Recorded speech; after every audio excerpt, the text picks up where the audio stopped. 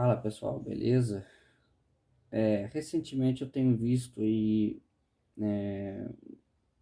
com muita frequência alguns vídeos querendo, já vou direto ao ponto, querendo justificar o alfarrol. Vídeos onde alguns cães disputam algum recurso, e geralmente ali a gente se encontra ali a subjetividade do indivíduo, aonde um cão aparentemente mais forte, mais resistente, mais resiliente, e um outro, geralmente às vezes um cão de porte pequeno, um filhote, ou então até mesmo um cão mais sensível. E de repente a gente vê um cenário onde que um está importunando o outro, um está disputando a ração com o outro, e de repente o cão que é mais resistente, mais forte, que tem um temperamento mais potente, ele tem ali uma reação, né?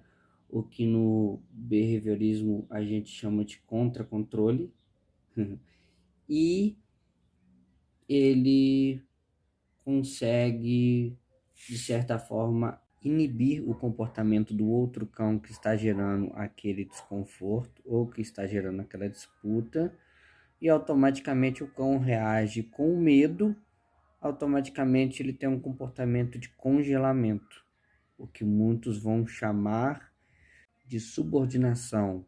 Vão falar, como aí o pessoal que segue a linha da teoria da dominância, vão alegar que esse cão ele foi dominado, ele está sendo submisso ao outro cão, que no caso é o alfa. Bom, eu não vou falar aqui que não existe dominância entre cães. Ela existe? Existe. Só que esse é o fato. Ela termina aqui. A dominância, ela existe entre cães, entre seres da mesma espécie. Se você for ver do ponto de vista etológico, existe dominância entre macacos, existe dominância entre grupos de leões, existe dominância entre grupos, mas não existe uma dominância interespecífica. Você não vê, do ponto de vista etológico, um leão querendo dominar um macaco. Você não vê um leão querendo dominar uma zebra. Você não vê um leão querendo dominar um búfalo.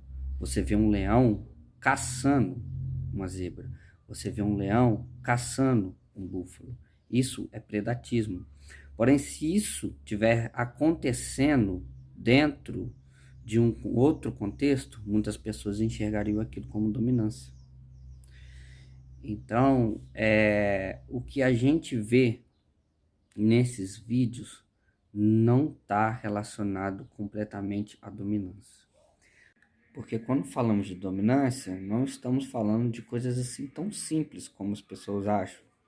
Quando falamos de dominância, estamos sim falando de didáticas científicas. Estamos falando de cientistas que observaram o comportamento dos animais na natureza, observaram o comportamento em grupo dos animais. Então, quando estamos falando de dominância, estamos falando de hierarquia social dos animais. Querendo ressaltar que existe mais de um tipo de hierarquia social e que nem isso é citado para quem prega esse tipo de adaptação a esse tipo de treino. Porque foi isso o que eu escutei de um adestrador, que nós nos adaptamos a técnicas, a comportamentos que os cães fazem para submeter os cães, para treiná-los. É até um pouco estranho, porque a gente vive falando de antroposofismo, que seria a humanização, a projeção de sentimentos e desejos humanos aos cães, o que muitas das vezes pode sim afetar os cães. Mas ninguém fala sobre zoomorfismo. O que seria o zoomorfismo? Seria a equiparação do humano ao animal. Seria o humano se considerar animal. E é isso que acontece, como, por exemplo, na teoria da dominância. Eu me equiparo ao cão e domino ele como se eu fosse um cão, como você vê em vários vídeos os cães fazendo isso. vai lá, dá uma mordidinha sem machucar, como é relatado, dá uma mordidinha sem machucar, o cachorro coloca a barriguinha para cima, rabo no meio das pernas, e eu vou lá e vou fazer a mesma coisa. Não é cabível, são relações totalmente diferentes. Não adianta falar sobre antroposofismo, que seria humanização, criticar donos de cães que humanizam seus cães, mas eu me considerar um cachorro para me fazer uma situação de um comportamento padrão para me poder ensinar um cachorro. E quando isso acontece, nos cenários como eu tenho visto em vídeos, Instagram, YouTube, você vê um alto estresse do cachorro.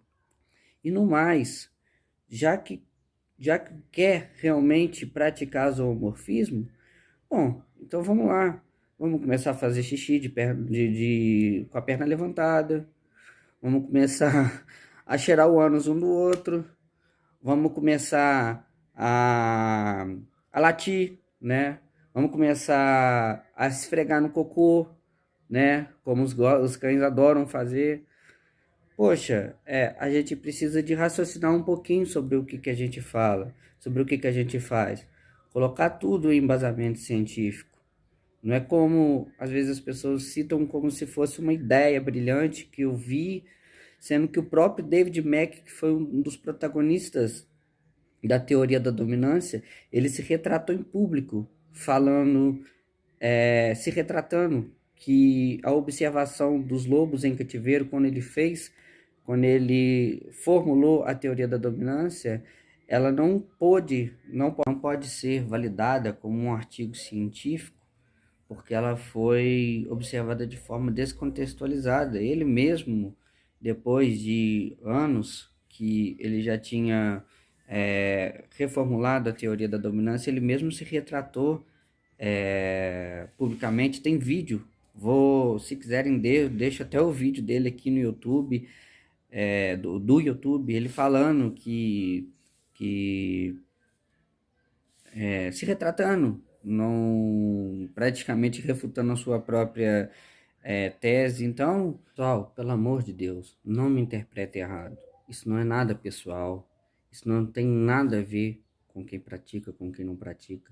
Discordo completamente da teoria da dominância, discordo completamente do Al-Farral, assim como eu discordo completamente do positivismo radical. Só que é o seguinte, quem quiser continuar fazendo, tudo bem, mas sejamos honestos, né? Eu vejo muito pessoal fazendo isso, como já vi com bulldog francês, vi com vira-latinha pequenininho, todos eles de focinheira com o enforcador. Se o cão fosse fazer o processo ali de dominância para estabelecer hierarquia social, ele não faria com nenhum desses equipamentos, ele faria corpo a corpo. Então, estou deixando um desafio aqui para o pessoal, já que gostam muito de fazer esse tipo de trabalho. Pega um mastim napolitano, grande, forte, de 80, 90 quilos. Pega um cachorro desse sem equipamento nenhum e faz alfarrão nele. É simples. Aí sim vocês vão conseguir provar que existe alfarrão na prática, porque na teoria não, sem chance. Na teoria, a própria biologia, como eu já citei, a didática que a gente é uma das didáticas que orbita na ciência do adestramento, na ciência do comportamento, ela comprova que não existe hierarquia entre duas espécies, existe disputa por um recurso, né? Mas hierarquia não. Então, pessoal, fica aí o apelo. Quem quiser, eu tenho vários cães também lá no canil onde eu trabalho, cães de grande porte, que eu acredito também que vai ser bem difícil conseguir fazer um alfarrol com eles. Também tem um canicurso que eu tô treinando, que é bonzinho, mas de vez em ele não gosta que tem certos toques. Estou fazendo um processo de sensibilização. E quem quiser ir lá tentar fazer o alfarrol com a desensibilização, como eu vi no vídeo aí a pessoa fazendo, falando que estava fazendo o alfarrol para desensibilizar, pode ir lá. Eu convido, desafio. Aí sim eu acredito no alfarrol. Fora isso, pessoal, a gente pede encarecidamente.